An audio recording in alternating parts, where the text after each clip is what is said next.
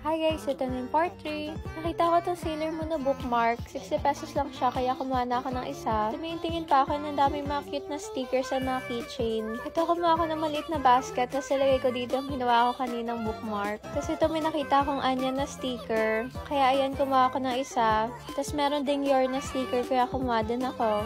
Tapos ayan, kumapa ako ng isang Anya na sticker. Nilagay ko na sa basket yung mga kinuha kong sticker. Tapos ito, may nakita din ako Sailor Moon na sticker. Nilagay ko na rin sa basket. Tapos ito guys, ang galing kasi meron ding efficacy oil na keychain. Binayaran ko na yung mga pinamili ko. And ito ang galing kasi may nakita akong Hello Kitty na Chucky na stuffed toy. So ito na guys, yung mga nabili kong stickers and bookmark. Ito pala guys yung outfit ko, inspired siya kay Yor. Ayan, naka-black na boots ako, tapos naka-black na pants, tapos naka-red na top, tapos yung headband ko tsaka earrings, yung katulad kay Yor. Ito, may nakita pa akong button pin na Spy Family. May ganito na ako, yung Anya na button pin, and nabili ko siya 100 pesos sa may SM South Mall. Dito 40 pesos lang siya isa. Tapos ito, bumili din ako ng Anya na sticker sheet. Kumuha din ako nitong Anya na sticker, 30 pesos naman to. Binayaran ko na yung mga pinamili ko, and dito pala ako bumili sa may Kawaii Lab.